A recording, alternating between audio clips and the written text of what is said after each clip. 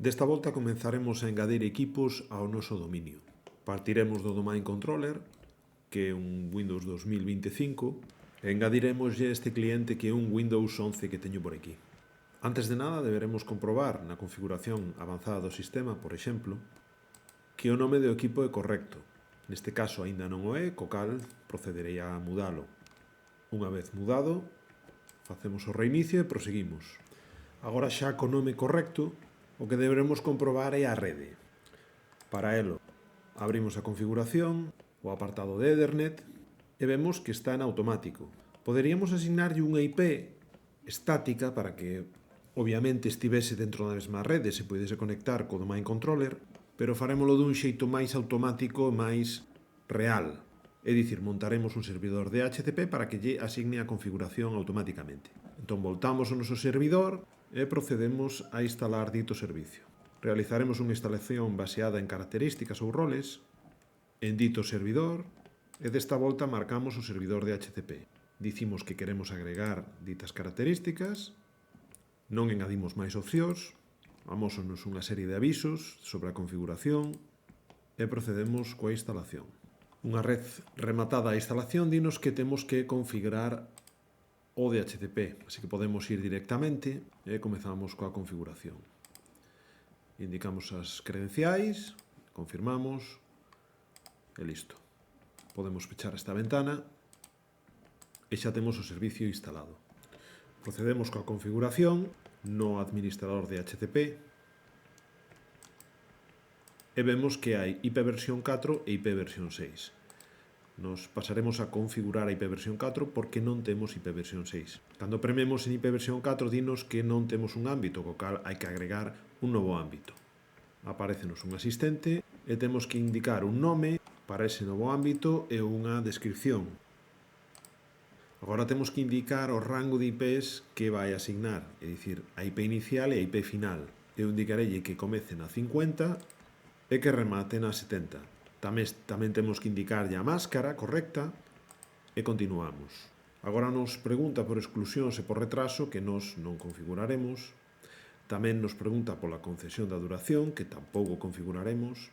E por outras configuraciones de DHCP, como o router, que indicaremos que será a 100.1, o servidor DNS, que xa o detecta automáticamente, os servidores WINS, que nos non configuraremos, e que se queremos activar este ámbito agora.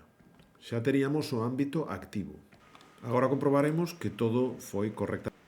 Para elo, imos ao noso cliente e dende un terminal comprobamos a configuración. Antes de nada, farei un release para eliminar se ten algunha configuración e posteriormente un renew para coller esta nova configuración con este novo servidor.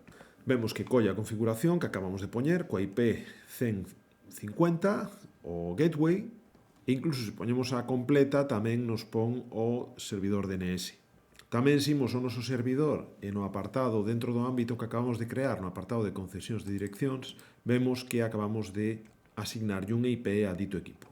Agora, coa rede xa correctamente configurada, procederemos a meter o equipo no dominio. Para ello, imos ao noso cliente e outra vez, dende a configuración avanzada, desta volta engadirémolo ao dominio. Indicamos o nome do dominio ao que queremos engadilo e prememos en aceptar. Vai nos pedir credenciais de un usuario válido para engadir equipos ao dominio. Así que utilizaremos o administrador do dominio, non o administrador local, o administrador do dominio, e continuamos. Dinos que se engadiu correctamente e comprobaremos. Hai que reiniciar a máquina e probamos. Unha vez reiniciado, aparece o noso usuario por defecto, que é o usuario local, pero agora xa nos aparece o de iniciar sesión en San Clemente. Procedemos a entrar con un usuario de dominio creado anteriormente e veremos se temos acceso ou non. Como cando se fai unha instalación, a primeira vez tarda un pouco máis porque ten que preparar o contorno, carpetas, etc. Vemos que xa estamos dentro, co usuario correcto, e tamén vemos no servidor, na ferramenta usuario e equipos de Active Directory, como a partir deste momento xa temos un equipo engadido. Co nome de dito equipo, o nome DNS, o que lle engade o noso dominio, incluso co sistema operativo, etc. Tamén podemos ver, outra vez de volta no cliente, como na unidade C, no cartafol de usuarios, creou un directorio ou cartafol con todos os elementos correspondentes a ese usuario. Con cada usuario que entremos do dominio, creará un cartafol para el. De todos modos, e voltando ao noso servidor, vedes que crea da de alta este equipo no container computer. Hai xeitos de predispoñer ao sistema para que cando un equipo se dé de alta, un equipo determinado, se dé de alta nunha unidade organizativa determinada. Pero iso xa vos lo deixo para vos.